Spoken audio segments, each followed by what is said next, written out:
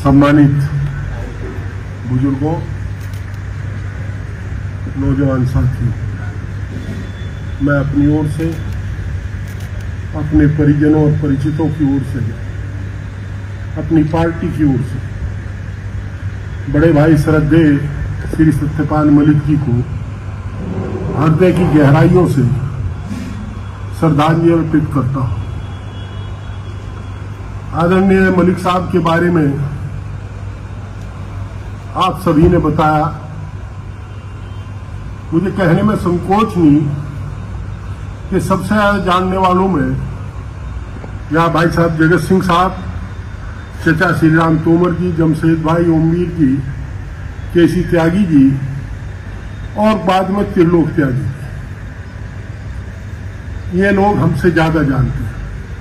हम इतना जानते हैं कि जब हम पढ़ते थे तो लोग तारीफ क्या करते थे कि एक वहां नेता है, और हम लोग बस में बैठ कर के यूनिवर्सिटी में सुनने आते थे सत्यपाल मलिक जी, क्या कैसा बोलता है। पर जितना अच्छा वो पढ़ते समय बोलते थे, गवर्नर बनकर के उतना अच्छा नहीं बोलता।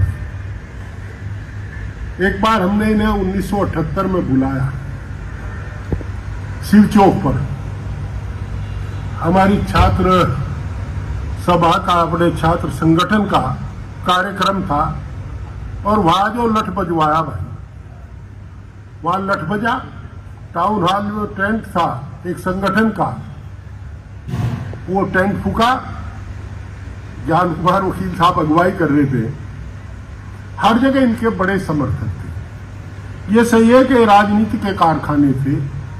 जब हम इनसे मिलने आने लगे, हमें चस्का लगा राजनीति का, तो हम इनसे मिलने आते थे। तो इन्होंने एक दिन, मैं जमशेद भाई थे, पता नहीं आपके याद है नहीं, मुझे इन्होंने कहा कि हरेंद्र तू एमएलए बन सकता है। मैं कहा जी वो कैसे? कि तू लोकदल से चुनाव लड़ ले, हार जाएगा मैं तुझे कांग्रेस में ले लूं, हारा हुआ एमएलए। बस मेरा सूत बैठ गया, लोकदल से लड़ लिया, मैं जीत गया। हमेशा बड़े भाई की तरह, गार्जियन की तरह हम लोगों को देखते थे, नाराज भी होते थे, पर नाराज में प्यार था, हमेशा डांटते भी थे। और हमने इनके जीवन को संघर्ष का जीवन के रूप में देखा शुरू से ही। आम किसान के घर में नहीं, गरीब किसान के घर में पैदा हुए, अपनी बुद्धि के बल पर, अपने व्यवहार से अपने साथियों की टीम बना करके, उनके बल पर, उनके कंधे पर बैठ करके, उनका हाथ पकड़ करके इन्होंने अच्छा जीवन से राजनीति शुरू की। और जब आदमी कुर्ता सिमाता है तो उसका पहला मकसद होता है प्रधान बन जाऊं, प्रमुख बन जाऊं, और बाद का मकसद होता है कि मैं एक बार महामहिम कहलाऊं। ये केंद्र के मंत्री भी बने और गवर्नर भी 5-5 स्टेट का 4 दिन के पास रहा। और भाई लड़ाई आखिर तक लड़ी। वो दृश्य बड़ा हृदय विदारक था, जिसको पीड़ा हो देखो भाई, कोई ये कहे कि राजनीतिक आदमी को माइक दे दो और ये कहो कि राजनीति ना करिए, रखे घास को चढ़ा रहे हैं। राजनीतिक बात तो कही जाती, हृदय विदारक दृश्य था वो। जब राम मनोहर लोहिया अस्पताल में हमसे पहले, सबसे पहले पहुंचने वालों में जमशेद भाई के अलावा एमपी में सबसे पहले आदरणीय जयंत चौधरी जी पहुंचे।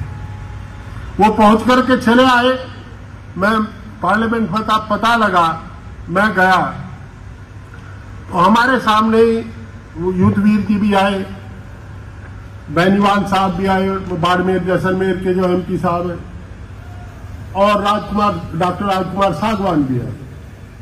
मैं और जमशेद भाई गए एमएस को ये कहने कि फ्रिज की व्यवस्था करा दो।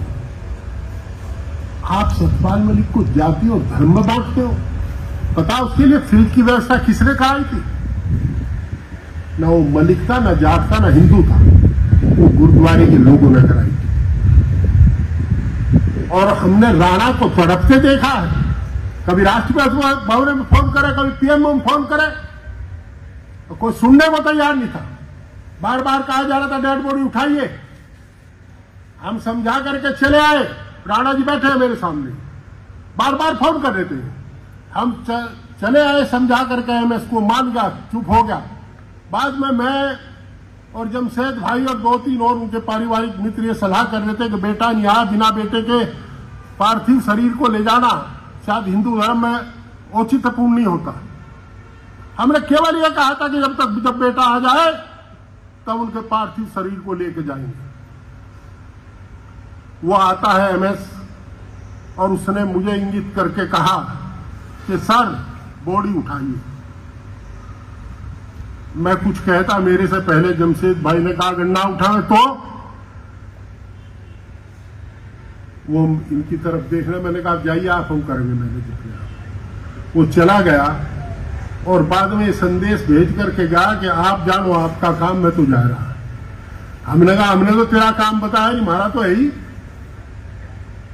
मैंने लास्ट का समय भी उनका देखा। मैं जानता हूं कि उन पर दवाओं के पैसे नहीं थे और राजस्थान के 3-4 लोगों ने जितनी सेवा उनकी की है, इतनी सेवा घर का भाई भतीजा भी नहीं कर सकता। मैं उन्हें भी नमन करता हूं, उनके सामने भी नतमस्तक। जितनी उन्होंने सेवा की, रात दिन लगे रहे लोग, राणा जी जैसे लोग। और राणा जी को सही पता है, मैं पता लेने 6-7 बार गया, 2 बार मुझे साइंस में मिले। मुझे ताज्जुब है, कोई और कहता मैं 4 दिन पहले टेलीफोन में बात करी, मैं 3 दिन पहले बात करी। उस समय राणा जी ने कहा जी मलिक साहब आए हैं, हरिंदर मलिक जी आए। एक दिन तो ये कहा हरेंद्र, मैं कहा जी राजनीतिक जीवन बहुत बाकी है, तुम्हारा घबराना मत। कभी हल्की बात तो करते ही नहीं थे। हमने कहा जी आपका आशीर्वाद रहिएगा, ठीक है अग्रसेन भाई मैं ठीक हूं। कई बार सोए हुए मिले, पता नहीं लगा, 2 बार तो सेंसलेस मिले। पर दुख यह है कि जब वो वेंटिलेटर पे थे, जब आईसीयू में अंतिम सांस गिन रहे थे, उस समय भी सीबीआई का वारंट सर्व कर रहे थे। तब भी रिसीव किया था उन्होंने। आत्मीयता की बात करते हैं, मानवता कहां गई थी, कहां तार हुई थी। और जिस दिन उनका अंतिम शरीर पूरा हुआ उस दिन राणा जी को वारंट सर्व हुआ था। तो भाई हम लोगों के दिल में घाव है, और जब घाव है तो जुबान पर आता जरूर है। फर्जी बात करने वाला आदमी ठीक नहीं होता और ना कमेरा कोई कर सकता। मैंने देखा, मेरे से कई बार चर्चा की वीएम सिंह साहब के संघर्ष की। वीएम सिंह जी आप कह रहे हो आपको नहीं जानते थे, आपके एक मुकदमे की उन्हें जानकारी थी। वो कहते हैं हरेंद्र तेरा दोस्त बहुत लड़ रहा है, तू क्या कर रहा है। मगर ये पढ़ा लिखा आदमी, कानून का आदमी, मुझे तो रोड़ा रुखा बता दो कर लूंगा कहीं चलकर सड़क पड़क पर।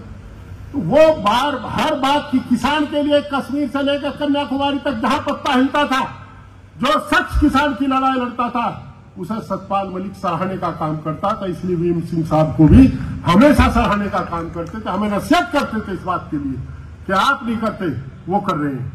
मैं उस दिन को कैसे भूल जाऊं। बार बार फोन करने के बाद भी हम लोग अंत्येष्टि स्थल पर वहां इंतजार प्रतीक्षारत रहे कि शायद, चूंकि आदरणीय प्रधानमंत्री जी का ट्वीट आ गया था शोक संदेश का पहले दिन कि शायद कुछ होगा, पर कुछ नहीं हुआ। आपका आशीर्वाद और आपका सहयोग, और मैं मानता हूं अगर वो ये औपचारिकता थी वे पूर्ण हो जाती तो आप आज लोग इस तरह हृदय से, दिल से उन्हें श्रद्धांजलि ना दे रहे होते। आज ही अमरोहा में भी श्रद्धांजलि थी और कल्हावड़ में भी श्रद्धांजलि समारोह तक मैंने वहां भी समय दिया था, वहां भी दिया था। बीच में सिसोली एक मीटिंग होगी जम्मू कश्मीर के उप मुख्यमंत्री सुरेंद्र सिंह जी की, तो अमरोहा तो पंकज भेजा, कल्हावड़ जा नहीं पाया, वहां माफी मांगी। पर हम बड़े भारी मन से, मेरे साथ कई लोग थे, सभी लोगों ने कहा कि भाई ये नहीं करना चाहिए था, परंतु फिर भी आप लोगों ने, किसान परिवार ने ये चाहा कि इस महान व्यक्ति की याद को जिंदा रखा जाए। आप लोगों ने प्रयास किया, आप इसके लिए बधाई के पात्र हैं। और भाई रोहित चौधरी, जमशेद भाई, मुकेश जैन, जो इनकी टीम है, जिन्होंने इसे आयोजन किया, उसके लिए मैं हृदय से आपका आभारी हूं। निश्चित रूप से एक व्यक्ति जिसका पात्र था, आपने वो प्रयास किया। मुजफ्फरनगर में भी हो चुके, हमने तो पहले 5 तारीख की घोषणा की थी, फिर जाट महासभा के लोगों ने कहा जी नहीं हम 17 को करना चाहते हैं। मैं चलो 17 को आ जाऊंगा। अच्छी शोक सभा हुई। परसों संभावली थी, अब बुलंदशहर है। हर जिले की शोक सभा का है। मैं पुनः उन्हें हृदय की गहराइयों से हार्दिक श्रद्धांजलि अर्पित करता हूं। ओम शांति शांति शांति शांति।